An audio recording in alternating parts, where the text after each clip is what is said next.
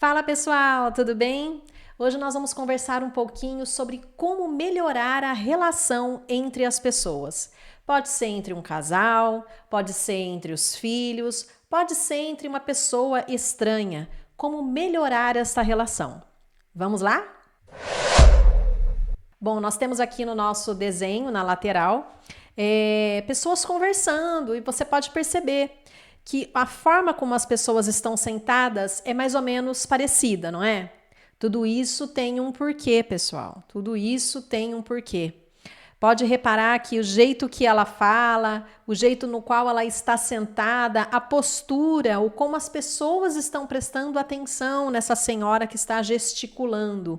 Tudo isso nós vamos aprender. Isso se chama rapport.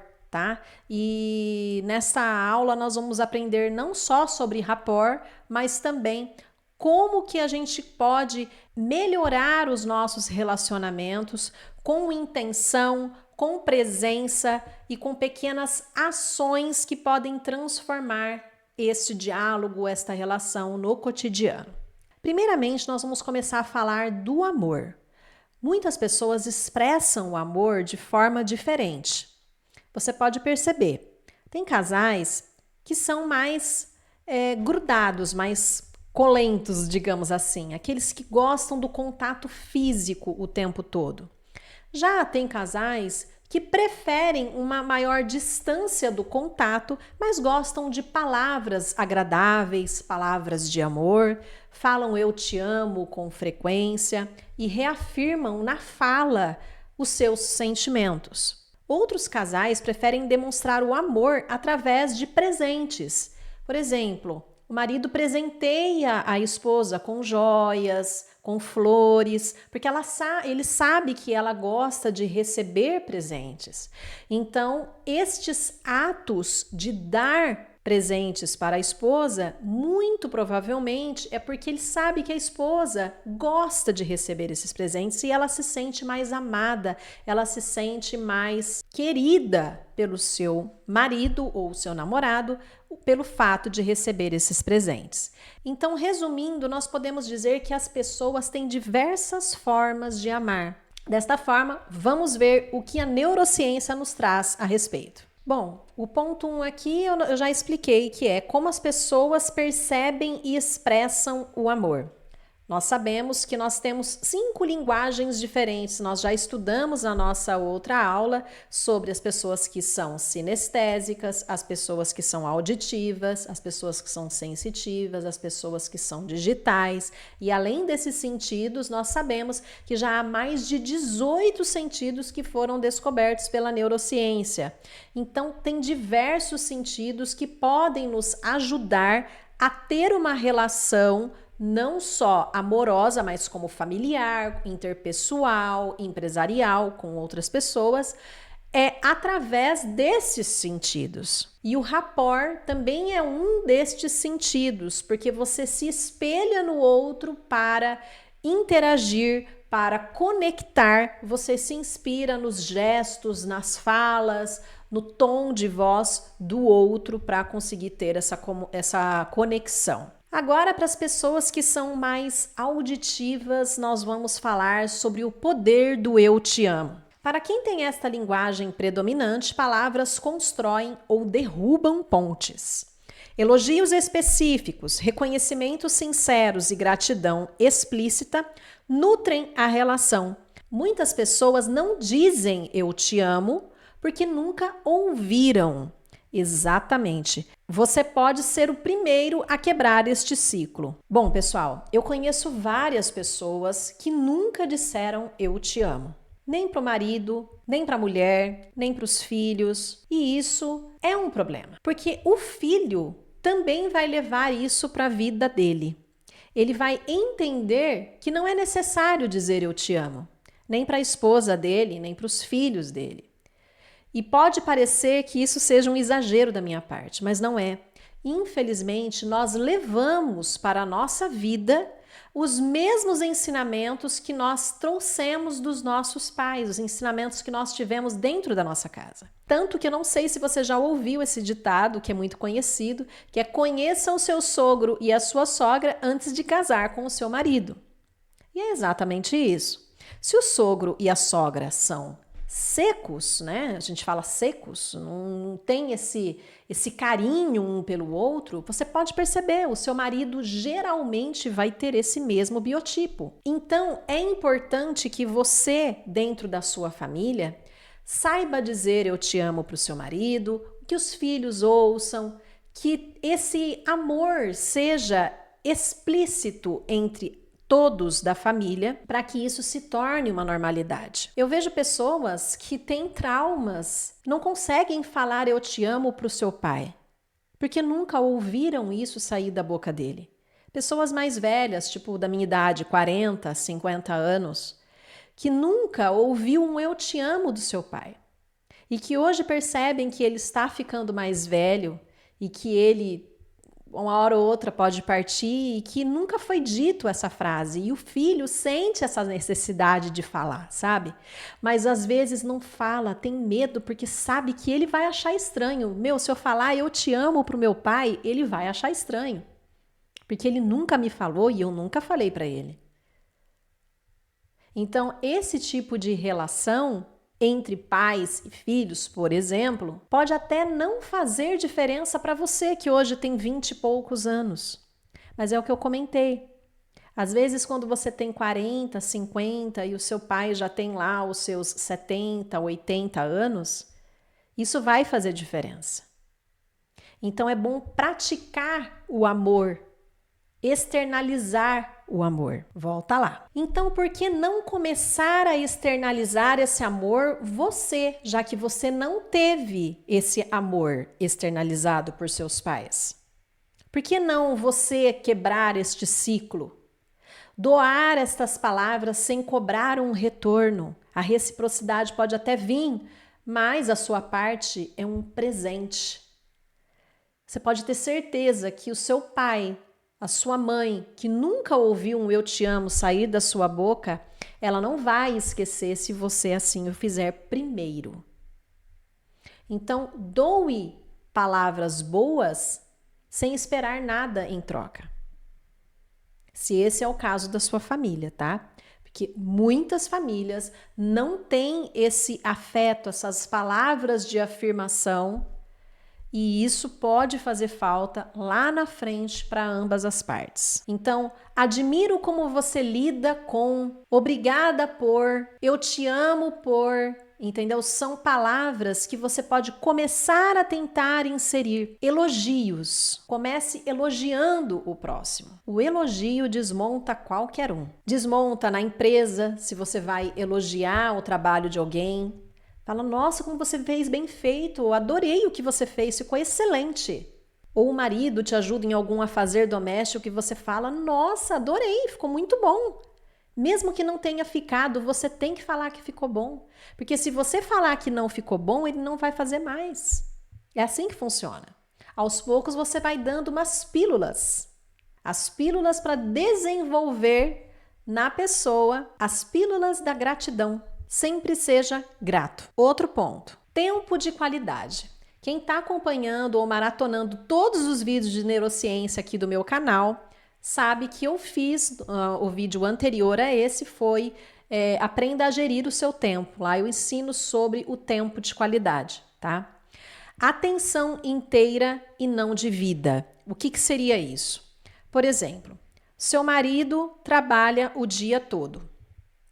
Ele chega do trabalho, você está ali fazendo janta, cuidando das crianças, ou você também acabou de chegar do trabalho, se você é uma pessoa que trabalha fora, chegou do trabalho, você pede alguma coisa ali, um iFood, ou faz um lanchinho ali rápido para jantar, e aí vocês não têm aquele tempo de qualidade para conversar. Não é você ir para a frente da televisão, ligar ali a televisão, e ficar assistindo TV sem bater um papo com o seu marido, saber como é que foi o dia, conversar, entender, né, tudo o que aconteceu, se algo está afligindo essa pessoa. É importante ter um tempo de qualidade entre o casal, mesmo que você tenha filhos. Muitas das vezes a família, a mulher não trabalha fora e aí está fazendo janta, aí tem que cuidar das crianças, dar janta para as crianças e não tem aquele tempo para ficar a sós com o marido para conversar, que é importante isso. Ou a mulher que trabalha fora chega tarde e aí também não senta à mesa com o marido para conversar. Só fala dos filhos, não tem outro assunto, e é o que acontece muito entre as famílias, que as famílias só conversam sobre os filhos, o filho é o único assunto da casa. Então, saber separar. É importante sim falar sobre os filhos, mas e falar sobre vocês? Falar sobre a relação, falar como que está indo a relação dos dois, falar dos planos da família. Isso é super importante. Reservar um tempo para falar sobre vocês. Além disso, ter um tempo para o casal ficar a sós, ficar sozinho. Super importante. Eu vejo famílias que levam os filhos para dormir no quarto, na mesma cama. É 24 horas o filho no meio do casal. Errado. Tá errado. Tem que ter um tempo para o casal. Esta relação vai desgastar. Além do cenário amoroso, nós temos que ter tempo de qualidade também para outras coisas. Por exemplo, no caso do trabalho, você tem que ter um tempo de qualidade para resolver os problemas do seu trabalho. Se for em conjunto com alguém, muitas das vezes você tem um projeto em parceria, um projeto junto com outra pessoa, esse tempo tem que ser de qualidade, sem outras pessoas ali atrapalhando o projeto. Então, gerir o tempo é importante e isso eu também ensino na minha aula passada, vocês podem assistir lá, como ter um tempo de qualidade. Voltando à vida de família, né, ao cenário familiar, nós podemos fazer alguns exercícios, como, por exemplo, rituais diários, né? Que a esposa ou o marido pergunta para o outro, né? Como foi o seu dia? O que te alegrou? O que te preocupou? Ter passeios semanais, cozinhar juntos, planejar a semana, sair para jantar fora, ir ao cinema, né? Quando puder, deixar os filhos com os avós para poder ter esses momentos, né? Se o avô ou a avó é presente ou é vivo, né? Ter esses prazeres momentâneos com o casal. É importantíssimo ter esses momentos. O que você precisa de mim para esse final de semana? O que eu posso fazer para facilitar, né, o seu trabalho aqui em casa, a sua vida? Falar sobre as contas da família, isso eu ensino muito no meu curso, né? Eu tenho vários cursos na Hotmart, né? Um que chama Antes do Sim, outro que ajuda as pessoas a saírem das dívidas e que todos eles abrangem esse contexto familiar. Porque não adianta só você querer resolver o problema, apagar o fogo. Você tem que resolver a sua programação, o seu tempo de qualidade. Porque apagar fogo não resolve problema. Se você precisou apagar um fogo, é porque você não soube gerir o seu tempo. Porque para uma coisa chegar ao ponto de você precisar resolver aquilo com urgência, porque no momento oportuno você não deu valor àquilo, então já errou, tá errado. Então isso eu também explico ali. Receber presentes. Muitas pessoas se sentem amadas quando recebem presentes. Eu conheço várias pessoas assim. Eu acho que você também. No meu caso não, tá, pessoal? Eu tô falando, parece que sou eu, mas não, eu não ligo pra isso, mas conheço muita gente da minha família que sim, se sente muito... se sente validada até pela pessoa quando ela recebe um presente. Então você precisa conhecer a pessoa que está com você, porque às vezes o presente é muito significante para ela. Para algumas pessoas, presentes são linguagem de carinho e memória afetiva. Não se trata de preço, e sim de significado. Um livro sublinhado, uma flor do caminho, um chocolate, e você levar e falar, olha, eu lembrei de você. Tudo se comunica. Eu mesma, quando eu vou viajar, todas as vezes eu trago lembrancinha para todos os meus familiares. Todas as vezes que eu viajo, eu trago alguma coisinha. Porque eu sei que eles gostam de receber esses presentes, a pessoa fica feliz de saber que eu lembrei dela lá e que eu me preocupei em dar a ela esta lembrança. Então, isso é um sinal, uma simbologia de carinho, de afeto. E isso pode melhorar, sim, o relacionamento familiar. Quando a linguagem principal do cônjuge for presente, você tem que observar as preferências, tá? Você anote as ideias. Muitas das vezes, a mulher passeando no shopping com o marido, ela já fala: olha, o dia que eu fizer aniversário, você pode me dar aquela blusinha, ou você pode me dar aquela bolsa. Ela já deixa explícito o que ela gostaria de ganhar. Então, aí você marca bem aquilo, né? Às vezes o aniversário está próximo, às vezes você quer dar fora de hora o presente. Então você já sabe, porque ela já deixou ali explícito o que ela gostaria de ganhar. Porque às vezes, quando você dá um presente que a pessoa não gosta, é pior do que você não ter dado. Por exemplo, quando você erra, principalmente mulher, se você erra muito o número, por exemplo, a moça veste, a mulher veste M, você vai dar uma blusa GG para ela. Ela vai pensar, nossa, ele me enxerga muito gorda. Então, principalmente os homens, né, observar muito bem, né, isso daí, o tamanho da pessoa, né, para poder dar um presente certo, porque tem gente que se ofende. Conheço pessoas que se ofendem. Então, observe o que a pessoa gosta, observe a numeração antes de dar o presente, porque as pessoas podem se ofender por pouco. E também, o que eu acho interessante, se você for dar um presente, dá com bilhetes, com uma dedicatória, porque pode ser que a pessoa seja mais afeta àquele bilhete, àquela dedicatória, do que o próprio presente. Então, isso a pessoa pode guardar dentro de uma caixinha. Eu mesmo tenho uma caixinha desde quando eu era criança, que está lá no meu maleiro, e todos os papel de carta, cartinha, eu tenho um monte de coisa lá, né? E às vezes dou uma olhada, muito raramente, mas às vezes dou uma olhada e a gente guarda de recordação. Outro ponto: atos de serviço, amor que arregaça as mangas. Pessoal, isso é muito importante no relacionamento de casais também, tá?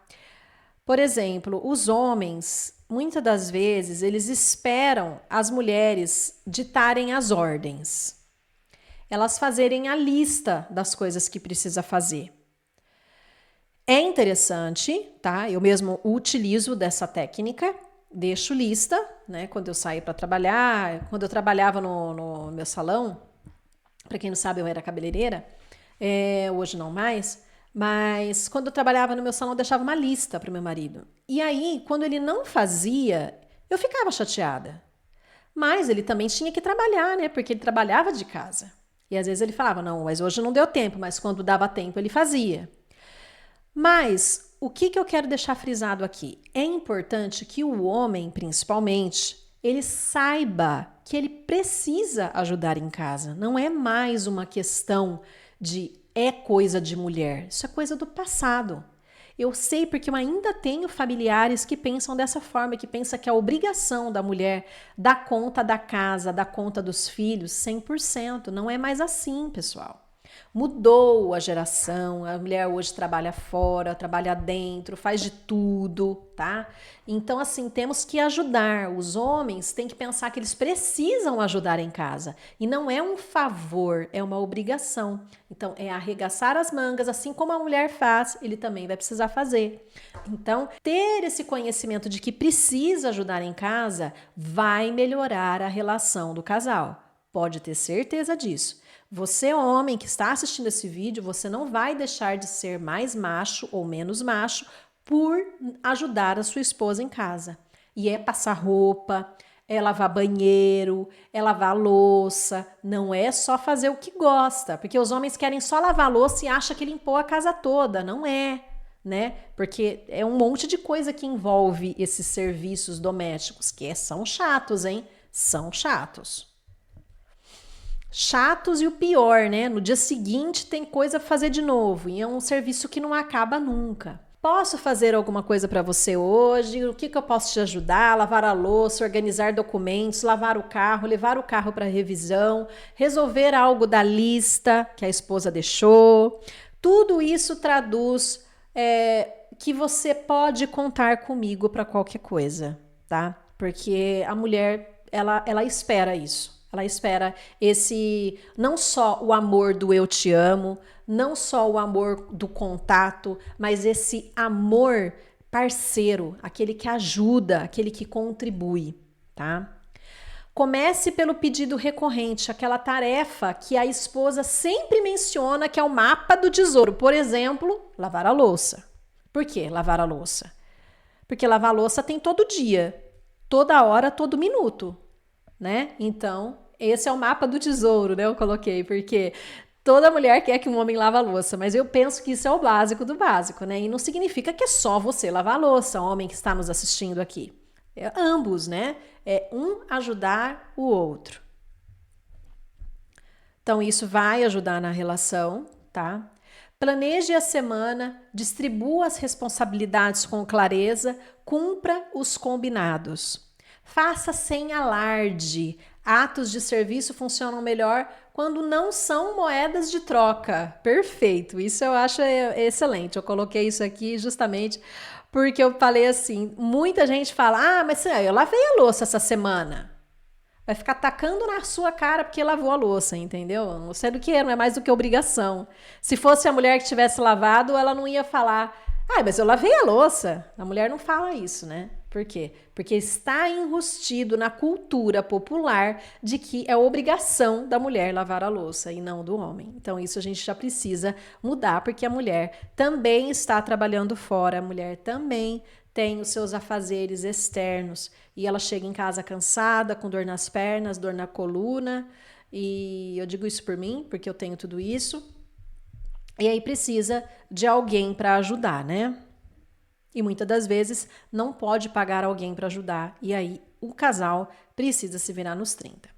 Aí vamos agora para um outro sentido, que é o sentido do toque físico. O corpo também fala. O toque, ele libera a ocitocina. Quem viu o meu vídeo lá, dos sentidos, eu explico muito sobre a ocitocina, né? Que, por exemplo, quando você tá cansado e você abraça alguém, né? Você libera ocitocina, que é um hormônio que te dá prazer, que é um hormônio que regulariza o seu organismo. Muitas pessoas têm depressão por falta de ocitocina, por falta de sentir um amor, de sentir o carinho do outro. Ela se sente muito sozinha. Quantas pessoas você já não ouviu dizer: ai, como eu sou sozinha, porque ninguém vem me visitar, porque ninguém me ama, porque... E é toda aquela história. Por quê? Falta esse contato, essa ocitocina, esse hormônio.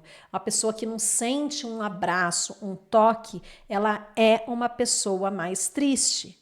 E a tristeza pode desencadear outros problemas.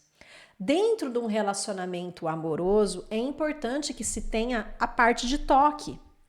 O toque do abraço, o toque do amor, o toque de tudo que você possa imaginar. Que eu não vou ficar falando aqui porque meus vídeos é para todo mundo, mas é importante essa parte de toque. Então, pessoal, aqui eu coloquei no slide, né? O toque libera a ocitocina e pode reduzir o estresse e a sensação de solidão. Em casais, gestos como cafuné, abraço, caminhar de mãos dadas e intimidade sexual constroem segurança.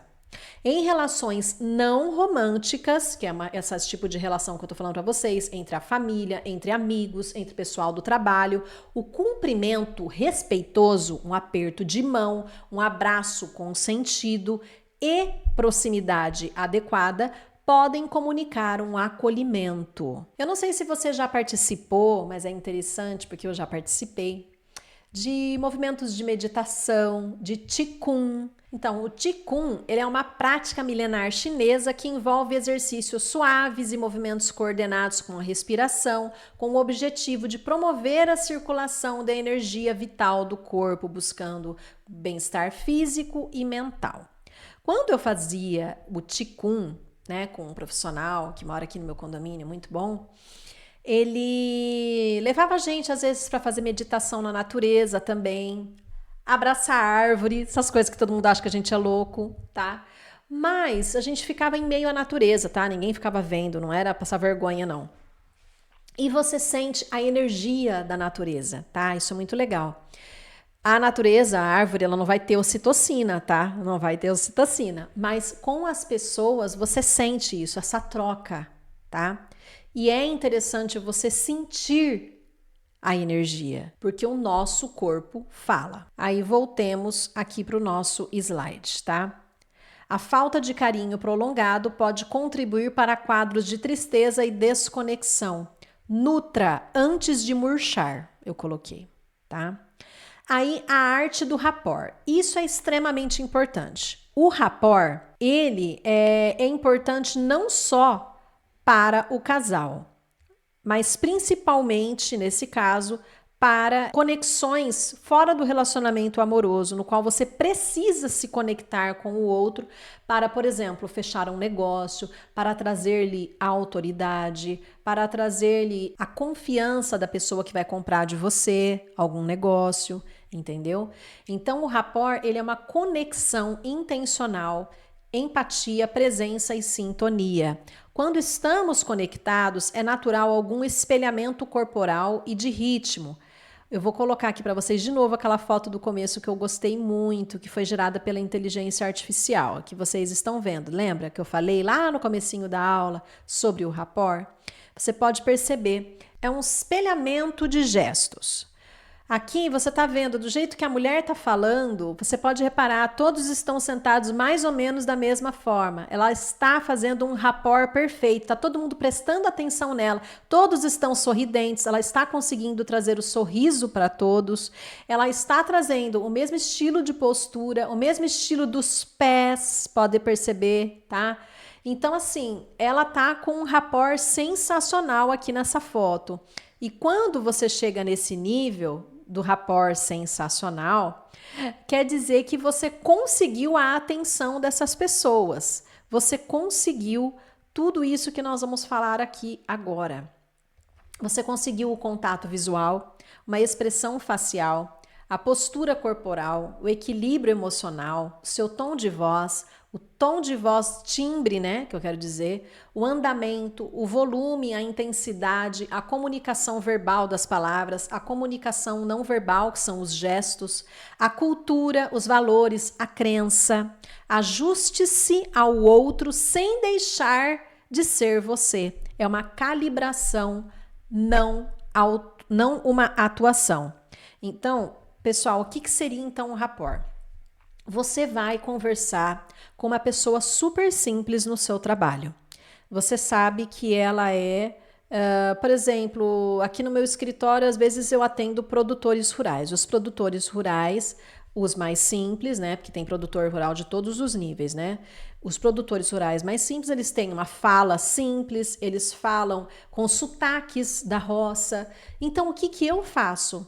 Eu também uso essa técnica do rapport, já que eu já tenho essa simplicidade enrustida em mim mesmo, porque eu já toquei música sertaneja por muitos anos, eu tenho essa parte dos boiadeiros, tudo em mim aqui. Então, eu vou me conectar com o jeito que essa pessoa fala, com o jeito que ela se porta, e eu, sem ser artificial, eu vou entrar na mesma sintonia dela para estar parecido com ela, vou me espelhar nela, porque desta forma ela vai se conectar a mim, entende? Porque se eu falo com alguém que é muito simples, que não entende o juridiquês, que não entende, por exemplo, uma forma mais rebuscada de fala. O porquê que eu quero parecer uma pessoa autoritária, ou uma pessoa com vocabulário rebuscado, ou uma pessoa com uma cultura abastada, ou com dinheiro, ou coisas assim. Não faz sentido, eu não vou conectar, eu não vou trazer empatia. Essa pessoa não vai ter empatia por mim, ela não vai gostar de mim. Sabe o que ela vai falar? Nossa, aquela pessoa, aquela valquíria lá, aquela metida, não gostei dela não. Vai me achar metida. Por quê? Porque eu tentei falar tudo certinho, porque eu tentei ter a postura, porque eu tentei ser aquela pessoa que está vendendo, por exemplo, para um grande empresário rico. Nessa situação, eu tenho que me portar de outra forma. Aí eu tenho que me portar de forma ereta, abrir o peito, assim como eu já falei para vocês numa outra live, uma outra aula minha sobre a linguagem corporal. Tem aqui também no YouTube, podem ver. Lá eu ensino a linguagem corporal, como conectar com as pessoas. O rapport é isso. É você ver como que a pessoa é para você se espelhar nela e você usar os mesmos gestos que ela faz. Os mesmos trejeitos que ela tem. Sabia que você conecta usando esse tipo de coisa? Se a pessoa, por exemplo, gosta de gesticular muito, gesticule, não fique reto. Se a pessoa fala alto, fale alto também. Ela não vai gostar que você está falando muito baixinho, ela não vai nem te entender, porque geralmente a pessoa que fala alto, ela já tem a sua audição mais fraca. Ela não consegue ouvir pessoas que falem muito baixo. Então, tenta se comunicar da forma que a pessoa se comunica. Isso é rapport. É exatamente o que nós vimos ali na foto. A mulher está falando e ela está conseguindo trazer para as pessoas a alegria. Você percebe que ela está alegre, ela está gesticulando as pessoas também, ela está sentada e todo mundo da mesma forma prestando atenção nela. Ela conseguiu essa sintonia entre todos os seus ouvintes. E é isso que a gente precisa ter. Isso não se aplica em relação de casal, porque em relação de casal a gente já sabe como que o outro é, e isso é automático. Você vai pegar o jeito do seu marido, você vai pegar o jeito da sua esposa. Você pode perceber, eu sou casada há 15 anos. Eu peguei o jeito do meu marido em várias coisas, e ele pegou o meu para várias coisas. A minha irmã é casada com um rapaz que ela pegou o jeito dela, e ele pegou o jeito dela também. E a gente percebe isso. Entre todos os familiares, se você tem alguém que é casado e que depois se separa, se casa de novo, ela vai ter que pegar o jeito do novo marido. E não é que vai ter, eu até me expressei errado, ela pega, querendo ou não. Porque a convivência faz isso. São os neurônios espelho, que nós também já estudamos aqui no nosso canal de neurociência. O neurônio espelho faz com que você se espelhe no outro e viva como ele vive. E isso é automático. Não é que você vai ter, por isso que eu me corrigi logo em seguida. Você vai fazer sem perceber. Já o rapport, ele é uma técnica que você usa, mas tem que ser de forma natural, para conexão com pessoas que você não conhece. Pessoas que você vai ter que fazer uma reunião, você, por exemplo, vai fazer uma venda, ou você quer fazer amizade. Eu quero fazer amizade, eu quero entrar para aquela tribo, eu quero entrar para aquela turma. Então você vai ter que se comportar como eles.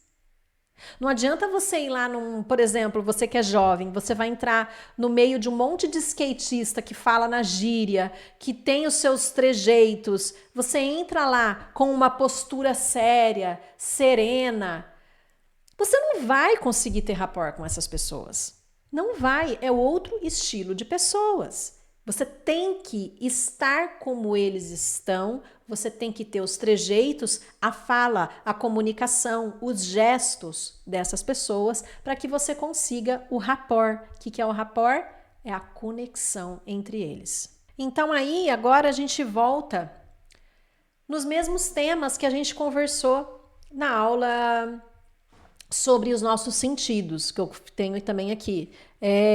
Leitura do ambiente. Você tem que perceber se as pessoas que estão te ouvindo ali são pessoas mais visuais, auditivas, sinestésicas, digitais. Isso você vai perceber conforme você vai conversando com a pessoa, tá? Isso é questão de treino.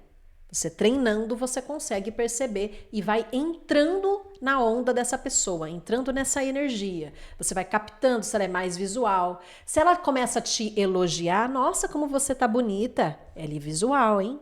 Já percebeu do seu visual. Agora, tem homem que não percebe nada que você faça.